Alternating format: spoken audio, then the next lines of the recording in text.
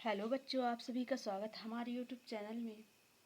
आज हम पढ़ने वाले हैं कक्षा 9 की हिंदी क्षितिज भाग 1, जिसमें है अध्याय 12। इसमें है कैदी कोकिला। कैदी कोकिला के कवि हैं माखनलाल चतुर्वेदी जी। और माखनलाल चतुर्वेदी जी का हमने जीवन परिचय पिछले वीडियो में अपलोड कर चुके, जिसे आप नहीं देखे तो हमारे चैनल की प्लेलिस्ट में जाकर देख लें। तो चलिए शुरू करते हैं। बच्चों, यह फर्स्ट प्रसंग है। क्या गाती हो, क्यों रह जाती हो, कोकिल बोलो तो, क्या लाती हो, संदेशा किसका है, कोकिल बोलो तो। ऊंची काली दीवारों के घेरे में डाकू चोर बटमारों के डेरे में, जीने को देते नहीं पेट भर खाना, मर भरने भी देते नहीं तड़प रह जाना। जीवन पर अब दिन रात कड़ा पहरा है, हिमकर निशा निराश कर चला रात भी काली, इस समय कालिमा मई जगी क्यों आली। बच्चों, इसका प्रसंग है, संदर्भ बनेगा प्रस्तुत काव्यांश माखनलाल चतुर्वेदी द्वारा रचित कैदी और कोकिला से लिया गया है। प्रसंग यहाँ पर कवि कह रहे हैं पराधीन स्वतंत्र, पराधीन भारत, पराधीन मतलब दूसरों के अधीन, मतलब अंग्रेजों के अधीन थे उस समय हमारा भारत, तब की बात है। भारत की जेलों में स्वाधीनता सेनानियों को चोरों, लुटेरों और डाकुओं के साथ रखा जाता था। उन्हें पेट भर खाना भी नहीं दिया जाता था। व्याख्या है, स्वतंत्रता के लिए संघर्ष करने के कारण कवि को अंग्रेजों के कारावास में कैद किया हुआ है। एक रात उसे एक कोयल की कूक सुनाई पड़ती है। कवि उसकी इस कूक पर कहता है, हे कोयल, तुम कहो तो सही कि तुम क्या गाती हो, और फिर गाते गाते रुक क्यों जाती हो। तुम हम क्रांतिकारियों के लिए क्या संदेशा लाई हो।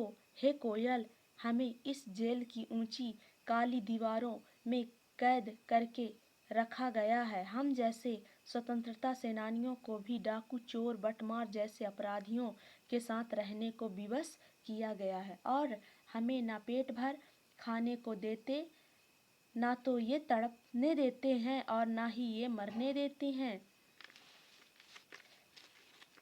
और यहाँ जीवन पर रात दिन कड़ा पहरा है। इसे शासन कहें या गहरी असहाय अंधकार भरी रात, ऐसे में कविता से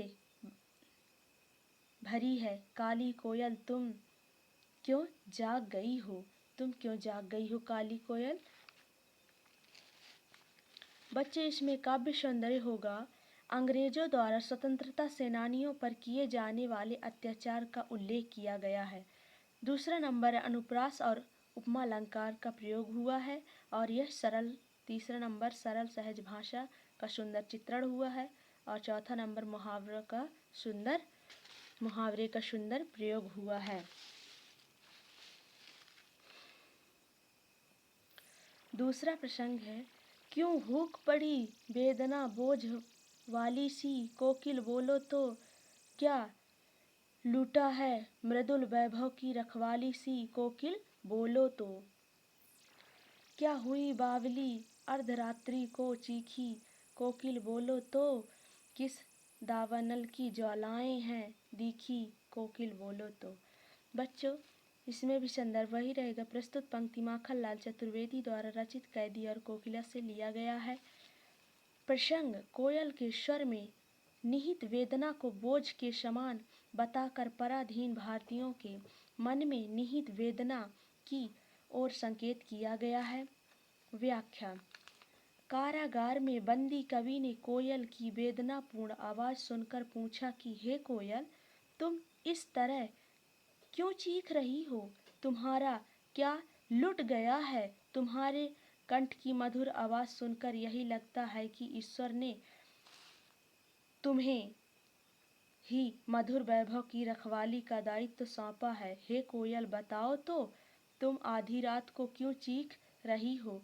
क्या तुमने जंगल में फैली आग देख ली है जो चीख कर बता रही हो? कोकिल, तुम बोलो तो कि तुम्हारे चीखने का क्या कारण है। बच्चों, इसका काव्य सौंदर्य होगा।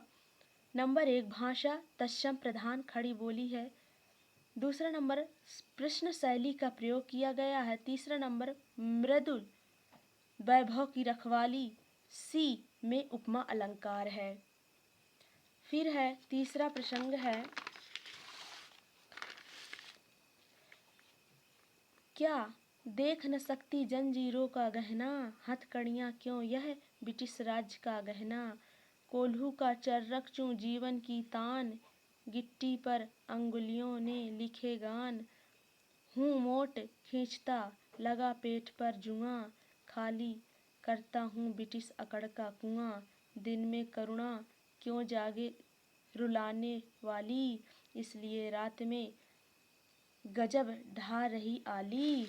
इस शांत समय में अंधकार को बेध रो रही क्यों हो? कोकिल, बोलो तो चुपचाप मधुर विद्रोह बीज, इस भांति वो रही क्यों हो? कोकिल, बोलो तो। बच्चों, संदर्भ प्रस्तुत पंक्ति माखनलाल चतुर्वेदी द्वारा रचित कैदी और कोकिला से लिया गया है।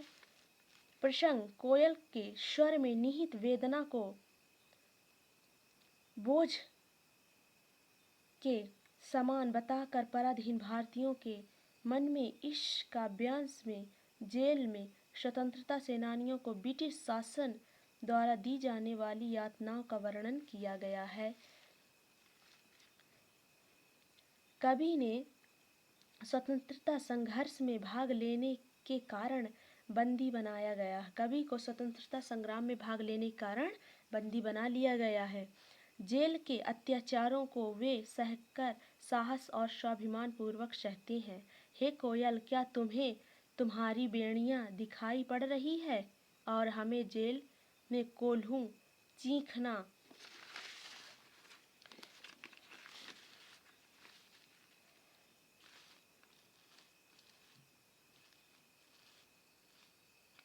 पड़ता है।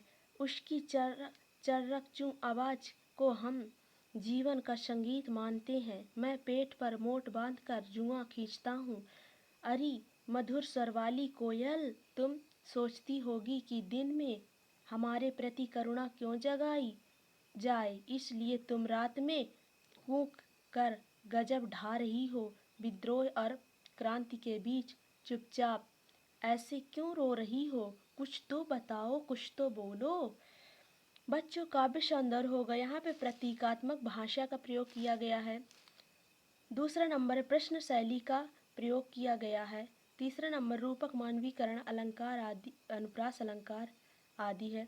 अलंकार आदि का सुंदर प्रयोग किया गया है। चौथा प्रसंग है, काली तू रजनी भी काली, शासन की करनी भी काली, काली लहर कल्पना काली, मेरी काल कोठरी काली, टोपी काली कमली काली, मेरी लौह श्रृंखला काली, पहरे की हुंकरती की व्याली, तिस पर है गाली ए आली, इस काले संकट सागर पर मरने की मदमाती। लेकिन कोकिल, बोलो तो अपने चमकीले गीतों को व्योकर हो तैराती। कोकिल, बोलो तो। बच्चों, इसका संदर्भ होगा प्रस्तुत पंक्ति माखनलाल चतुर्वेदी द्वारा रचित कैदी और कोकिला से लिया गया है।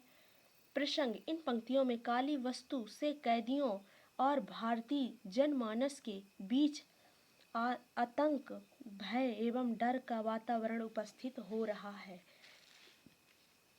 व्याख्या, कवि कोयल से कहता है, इस समय सर्वत्र कालिमा छाई हुई है। तू काली है, रात काली है और अंग्रेजों की करतूतें भी काली है। मेरी बेड़ियां भी काले रंग की है, पहरेदारों की हुंकार भी काली सांपनी जैसी है। उस पर ये लोग बात बात पर गालियां देते हैं। हे कोयल, चारों ओर फैले संकटों के काले सागर में तुम मरने के लिए ठान कर क्यों आई हो? तुम आज़ादी की भावना जगाने वाले अपने क्रांति भरे गीतों को कैसे गा लेती हो? अर्थात तमाम विपरीत परिस्थितियों में भी तुम स्वतंत्रता के गीत कैसे गा लेती हो? हे कोयल, कुछ तो बोलो, कुछ तो कहो।